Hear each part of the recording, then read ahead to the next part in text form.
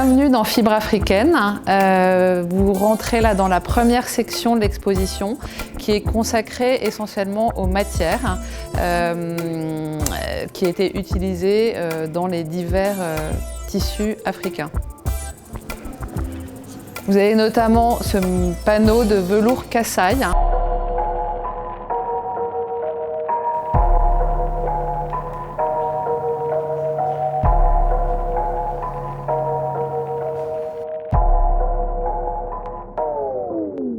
Ce sont des tissus qui étaient travaillés collectivement. Vous voyez à chaque fois sur chaque tissu une évolution des motifs. C'est un tissu qui était commencé par une femme et puis ensuite une autre personne reprenait le motif et ça donne vraiment une vibration absolument incroyable à ces textiles. Un autre des tissus qu'on apprécie particulièrement dans cette exposition, ce sont ces ndopes. Et on vous montre en fait dans l'exposition la manière dont ils sont fabriqués, à savoir un tissu brut qui est brodé de raffia. Des motifs ont d'abord été dessinés puis brodés sur la matière. On plonge le tissu dans un bain d'indigo. Alors l'indigo c'est aussi une teinture qui nous est chère au musée de la Toile de Jouy puisqu'on le retrouve utilisé abondamment au XVIIIe siècle dans les toiles de Jouy. Et une fois que ce tissu a été teint, on enlève tout le raffia.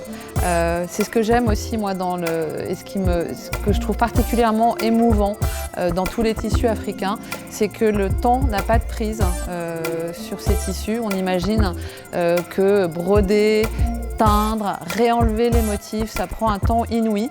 C'est ce qui fait que ces tissus sont magnifiques, rares. Là, nous sommes dans la 4e section de l'exposition qui est essentiellement consacrée au tissage, à l'évolution du tissage et des méthodes.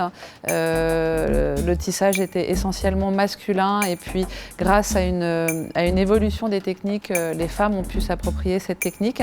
Et puis surtout, la manière dont le tissage a évolué, tout d'abord avec un mélange on va dire plutôt un mélange de couleurs assez sobres et puis plus les techniques évoluent, plus les pays se les approprient et plus les couleurs sont vives, les motifs sont enrichis à l'intérieur même de ces bandes. Et on montre notamment à travers toutes ces bandes qui sont exposées sur ce panneau ce qu'on peut retrouver dans de très nombreuses régions de l'Afrique.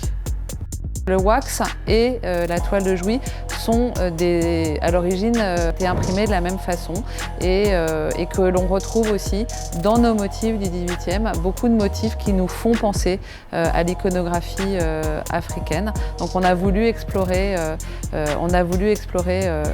et mieux connaître ce patrimoine africain.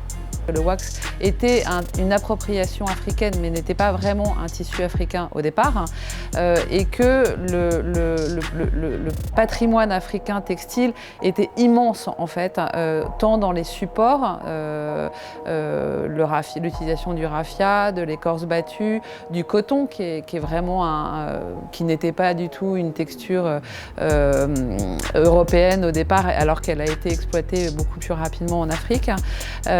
Et puis cette iconographie, le sens aussi donné au tissu, il y a une symbolique très forte dans les tissus africains, beaucoup plus qu'en Europe. Le wax, on aime tous beaucoup, nous les premiers au musée, mais on trouvait que souvent, pour des gens qui sont moins connaisseurs en fait, du tissu africain, ils s'arrêtaient un petit peu au wax et ils n'avaient pas connaissance de tout le reste. Et on a voulu expliquer ça au musée de la Toile de Jouy.